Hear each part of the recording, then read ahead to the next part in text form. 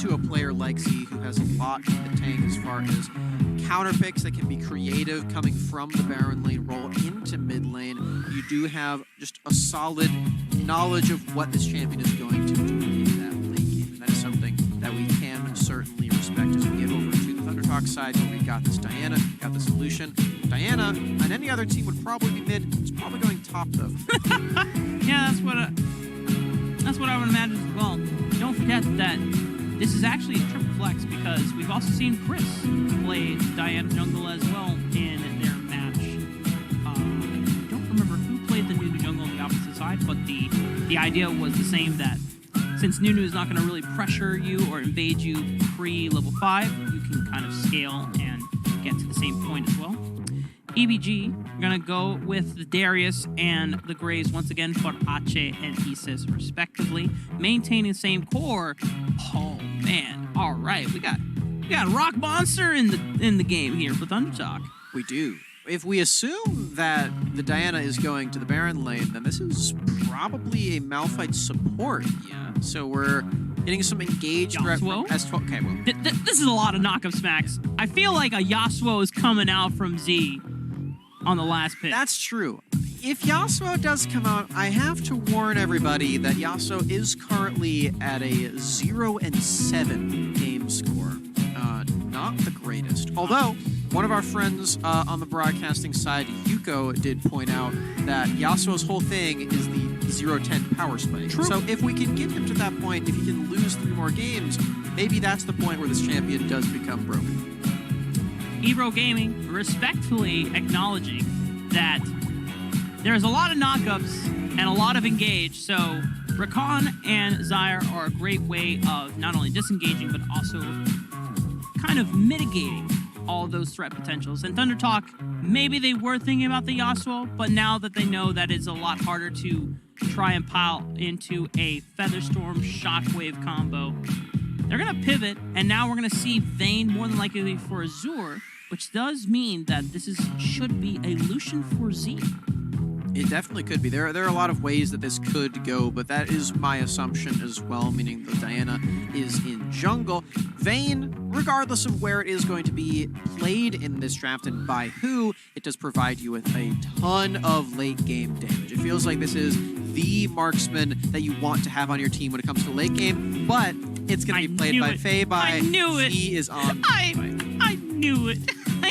I was like, it would be wild if we just said Vayne into the Baron lane just to really give Ache like just a real annoying time. Because if we think back to the early game, when Ache won the 1v2 against Chris and Fabai, they're like, you know what? This Darius needs to be put down. Enough is enough. We can't let eBRO Gaming have any of these comebacks and these surprise moments. And when you are playing Darius into a Vayne, if you can close the distance, then it's pretty easy to start all-inning her. However, the range advantage, it is so tricky, it is so difficult to actually close the distance in the first place. To be fair, Malphite is also pretty annoying for Darius. It's just that Vayne is a different kind of annoying. You have to deal with the poke that's being sent onto you all the time. You have to deal with all of her movement. And if she does start kiting you out, that's something that a tank like Malphite could never possibly do to Darius, especially when you don't have access to the Unstoppable Force ultimate. The fun thing about ThunderTalk composition is that they have both versions of annoying for the Darius. So realistically, they just have everything that Ache doesn't want to play against on this champion. And I really like that strategy because Ache, like you said, did have a lot of moments where it felt like he could come back into the game and make things scary for ThunderTalk. As our friends over in Lodcito Salvaje said, Ache, most known for his Darius. And he's actually going for the Phase Rush Keystone this time around because he knows that movement speed is crucial to closing the distance and staying on top of Fabai once the distance has been, reached, basically. Yeah. So, you're saying that Ache is most known for his Darius. To me, he's most known for looking like a shredded. This guy is so intimidating. He's presence. I mean, he's lucky. then He's lucky to hold off, basically. And then you see him in the post game just smiling and laughing it up, and you're like, oh, this guy's a teddy bear. Well, Ache is very person, and he's also very he's also an emotionally person as well. As speaking with Aku, one of the commentators for Losito Salvaje Abierto, Ache very much the emotional core of this team. He's feeling good and he's feeling confident. He inspires the rest of the team. However, if Ache ever does feel a little down, then that can affect the team. But I think credit to eBRO Gaming. They have been in high spirits. They already know that they can't make it further into the tournament. This is their last series, potentially last game. And they're ending it out in a great mood. And so, you know, props to them to still playing one hell of a lesson. And you know, Ache, that hug offer and invitation extends to you whenever you want. This is just a free coupon to redeem at any moment. Hell. A hug from me. Un abrazo, hermano. I love nothing more. He is playing in the mid lane for this game, which leaves Geeks on this island up in top. It leaves him to deal with Chris's just huge advances on this Diana. A lot of damage forced him to kill. Knowing that... Oh, goodness. First blood from Z, walking Ache down. And I think Ache just wasn't expecting the amount of damage coming out from Z. Ignite Throne, Ache didn't burn barrier or the flash. And Z, I mean, Z is just really showing us that he can play any champion. And he built for the lane in this game too. He has the ability power in this Axe replay. He has the summon Airy. He has the Ignite. Everything that you could possibly want in this 1v1, and he is going for that full AP. This is likely the Luden's God, Malphite. Oh man, this is gonna be quite the rocket of an explosion when Z just hits a thick 5-man unstoppable force. He's gonna build Ludens. He's gonna get Death Cap. He's gonna get Void Staff. Hell, he might even get the very rare and rarely seen Infinity Orb as well for the extra crit damage when you're low. You know what I want? I want Awakened Souls. I want more stuff. Oh man, now we're really talking. And I know this might be a little traumatizing. He's coming. You did just lose the full AP Malphite earlier today. He's on coming. The way. Run! Boom! Z with the unstoppable force. Run from it. Dread it. Destiny arrives all the same, and his name is Z.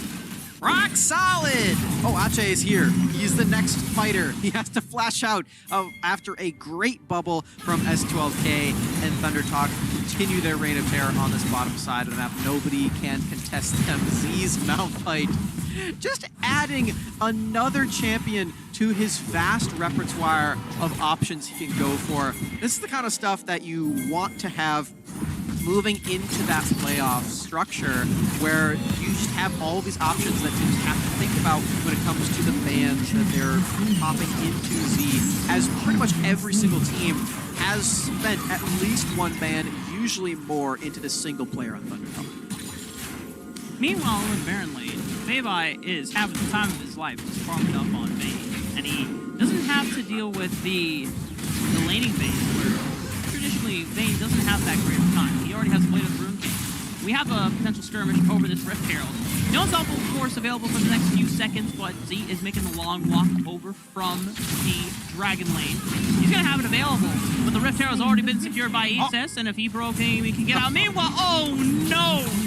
Kai, I'm sorry, bro, but this is the way of the Rock Monster. If he finds you, and he's got all that AP, you are going down, brother.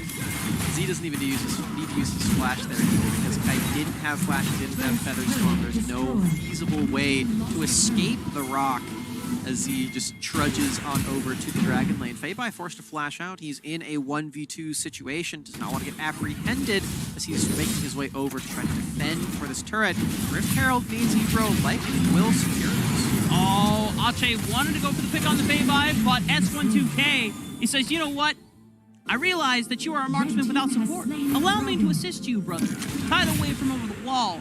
ensures that Ache cannot get any further, and a beautiful bubble right on top of it. He says now has to fight, but he can't even get out of more than a couple shots because Feibai takes him down. Well played from S12K. I'm really enjoying the crowd control he's been finding. But now for Chris, he's got some crowd control of his own. Unstoppable course, look at that green circle. It's coming up, Rafa. You gotta run. You gotta make sure you get out. Oh, he's not gonna do it, but he is still gonna get that kill on T. Yo! Oh no, he is doing it! No! When you least expect it, Z dives in and takes you down, Rafa. 4 kills on the rock in the pit.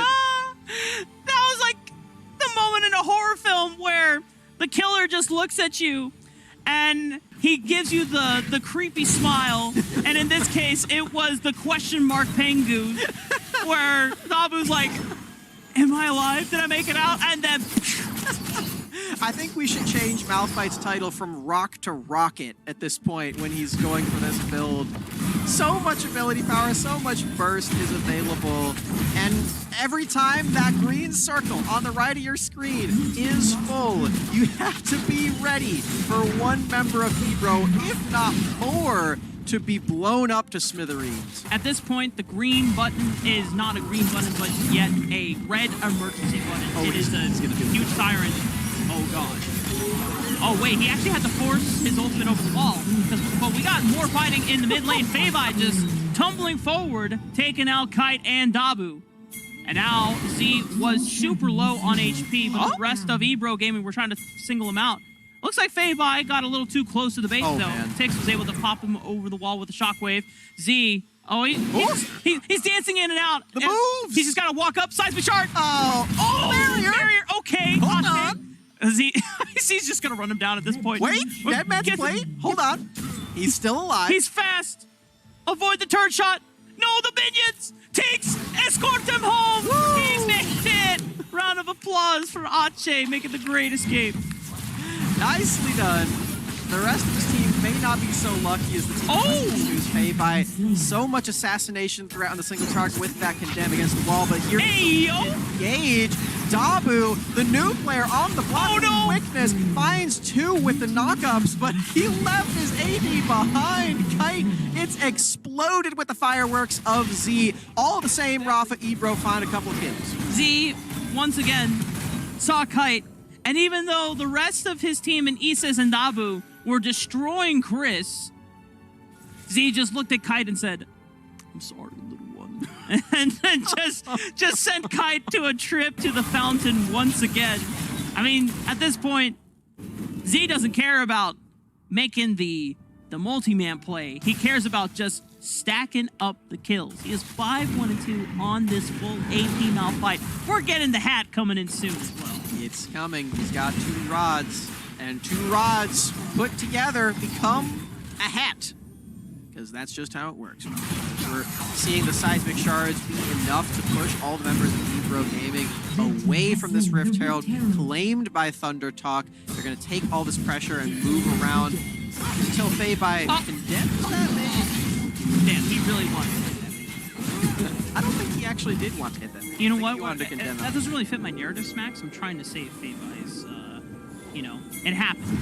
Now Z has unstoppable force available, protocol forward, and Kite is like, yep, you win. I can't win this game of chicken. You get my feather storm, and I'll walk away safely. And Z just walks away, smirking to himself. The dragon will be ThunderTalk. In a game of rock, paper, scissors, eBRO are choosing, or just forced to be unable to choose paper the entire time. It's just not in their repertoire. Only scissors for all 5 members. Nobody has a winning matchup against Z. Drake quite low. Members of eBRO are here. Okay, but Dabu, feeling confident on the engage, was able to lock up a couple members, but Z with the 2-man knock-up. Chris with the follow-up on the moonfall. ThunderTalk Gaming just destroy Ache and Isis. That is Cloud Drake for eBRO. They get the prize that they were looking for to begin with. They get the steal away thanks to the smite as we watch this Axe replay. Drake set up by ThunderTalk. You can see they're just kind of playing with everything at this point. They're just unleashing this, daring the members of eBRO to dive in. Can't imagine that they really wanted to lose out on the Drake, but they got what they were looking for. Both teams really got what they were looking for. ThunderTalk, more kills, eBRO with the steal. And you know, a lot of credit to S12K in this game so far, because there have been a lot of advantageous picks that eBRO Gaming looked for, and it potentially could be better. But the Tidal Wave has always interrupted them. Z on the run. He really doesn't want to use the Unstoppable Force, but he finally does it. But he just walks right into more members of eBRO Gaming. That's a death down on the giant AP rock monster. He has assembled the death cap. He's on 2 Infinity Stones max. And he's working towards his 3rd right now. Oh no, Kite. Oh no, Kite. That Featherstorm is going to go down eventually. Feibai on a rampage on Vayne, claiming another soul. S12K 1v1 against Ises, falling for Feibai, flashing onto this Graves. That's a double kill for the marksman in the Baron lane as ThunderTalk lose out on their mid, but they've got this Rift Herald. They're going to break apart the mid structures of eBRO. You know, Smacks, despite ThunderTalk being only up 6,000 gold, this looks more convincing than the game one where they were up like 17,000 gold, because eBRO Gaming still act. Oh, okay. They actually. Oh no! Good night,